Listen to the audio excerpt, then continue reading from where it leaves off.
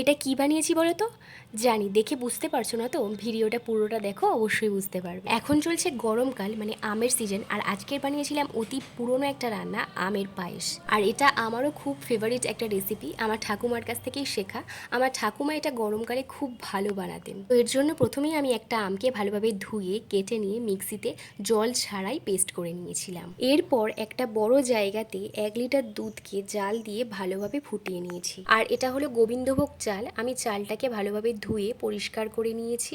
এরপর ফুটন্ত দুধের মধ্যে দিয়েছিলাম 3টে থেতো করা এলাচ আর পরিমাণ মতো চিনি। চিনিটা দেওয়ার পর দুধটাকে কিছুক্ষণ ফুটিয়ে ওর মধ্যে দিয়ে দিয়েছিলাম ধুয়ে রাখা গোবিন্দভোগ চালগুলো। এর কিছুক্ষণ পর দিয়েছিলাম গুঁড়ো দুধ। গুঁড়ো দুধটা দেওয়ার পরেও ভালোভাবে নাড়াচাড়া করে নিতে হবে। তারপরে দিয়েছিলাম পাকা আমের পেস্টটা। এরপর একসঙ্গে সবকিছু ভালোভাবে মিশিয়ে নিতে হবে।